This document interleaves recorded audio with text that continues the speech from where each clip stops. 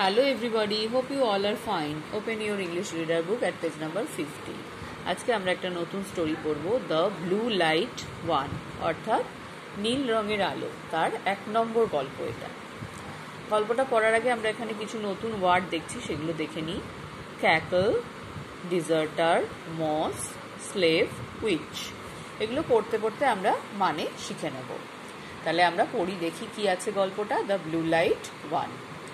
Once upon a time in a land far far away, অর্থাৎ একদা এক সময় অনেক অনেক দূরে একটা দেশে, there was a brave and faithful soldier, সেখানে একজন খুব সাহসী এবং বিশ্বস্ত সৈনিক ছিলেন। He fought hard for his king, তিনি তার রাজার জন্য খুব কঠিন লড়াই করেছিলেন, and his country, এবং তার দেশের জন্য, অর্থাৎ সেই যে সৈনিক ছিলেন তিনি তার দেশ এবং তার রাজার জন্য অনেক কঠিন লড়াই লড়েছিলেন। However, যাই হোক, he had fought for so many years, তিনি এত বছর লড়াই করেছিলেন, and had been wounded so many times, এবং এতবার জখম হয়েছিলেন, অর্থাৎ যুদ্ধ করার সময় তিনি অনেকবার জখম হয়েছিলেন এবং অনেক লড়াই লড়েছিলেন, that he could no longer carry a gun. He could no longer, তিনি এখন আর পারতেন না, মানে যখনকার গল্পটা বলা হচ্ছে তিনি যুদ্ধ করে করে তার শরীর ক্ষতবিক্ষত হয়ে গেছিল, তিনি আর পারতেন না কি করতে, ক্যারি আ গান, একটা বন্দুক বহন করতে। When there was peace in the land, যখন সেই দেশে শান্তি ছিল, the king called him, রাজা তাকে ডেকেছিলেন, and said, এবং বলেছিলেন, I cannot pay a man who does not work, আমি এরকম একজনকে পে করতে পারবো না, অর্থাৎ টাকা দিতে পারবো না বা মাইনে দিতে পারবো না যে কোনো কাজ করতে পারে না। অর্থাৎ তিনি যখন সৈনিক ছিলেন তিনি অনেক যুদ্ধ লড়েছেন, কিন্তু যুদ্ধে জখম হতে হতে তিনি এখন আর লড়াই করতে পারেন না। তাই রাজা তাকে বলছেন যে এরকম একজন লোককে আমি কিছুতেই মাইনে দেব না যে কোনো কাজ করতে পারে না। I think you can go home now, আমার মনে হয় তুমি এবার বাড়ি চলে যাও। With tears in his eyes, তার চোখে জল নিয়ে, দ্য পুয়ার সোলজার, সেই সৈনিক, অভাগা সৈনিক, অর্থাৎ তিনি অনেক লড়াই করেছেন, লড়াই করতে করতে তিনি এখন আর কিছু করতে পারেন না, জখম হয়ে গেছে তার শরীর, তো তাই তাকে অভাগা বলা হচ্ছে। লেফট দ্য টাউন, তিনি সেই শহর ছেড়ে চলে গেলেন, and walked out along the country road, এবং গ্রামের রাস্তা দিয়ে তিনি হাঁটতে শুরু করলেন শহর ছেড়ে। এখানে কিন্তু কান্ট্রি মানে দেশ নয়, গ্রাম। He walked until it got dark, যতক্ষণ না ডার্ক অর্থাৎ অন্ধকার হলো তিনি হাঁটতে থাকলেন। And he reached a thick forest, এবং তিনি একটা ঘন জঙ্গলে পৌঁছে গিয়েছিলেন। He saw a light in the forest, তিনি জঙ্গলের মধ্যে একটা আলো দেখতে পেয়েছিলেন। And when he went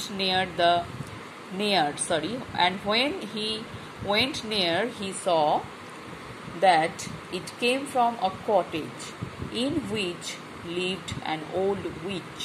Witch মানে হচ্ছে ডাইনি। তিনি কি দেখলেন, তিনি সেই যেখান থেকে আলো আসছিল জঙ্গলে সেখানে গিয়ে দেখলেন যে সেটা একটা কুড়ে থেকে আসছে, যেখানে একটা বয়স্ক ডাইনি বাস করে। The soldier was brave but still he was afraid of witches.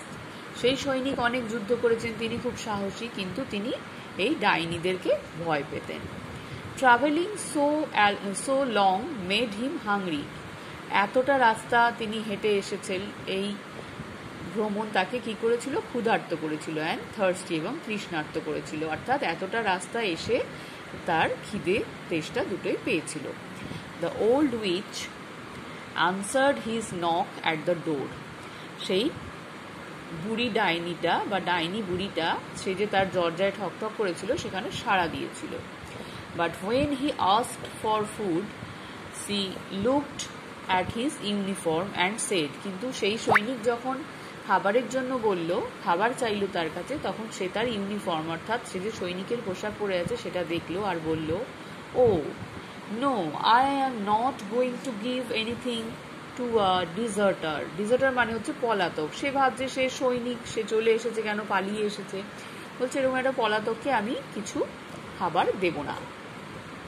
But then she changed her mind, কিন্তু তারপরে সে কী করলো, তার আবার মনোভাব পাল্টে ফেললো, অর্থাৎ সে প্রথমে দেবো না বললেও তারপর আবার পাল্টে নিল তার মনের চিন্তা ভাবনাটা। সে তখন কি বলল, অ্যান্ড সেড, এবং বলেছিল, in return for some food and drink dig the garden tomorrow. সে তখন কি বলল, যে return for some food and drink, অর্থাৎ তোমাকে আমি কিছু খাবার এবং পানীয় দেবো, কিন্তু তার বিনিময়ে তোমায় কি করতে হবে, ডিগ দ্য গার্ডেন টুমরো, তোমাকে আগামীকাল বাগানটা খুঁড়ে দিতে হবে, অর্থাৎ বাগানে মাটি খোঁড়ার বিনিময়ে তোমায় আমি খাবার এবং জল দেবো।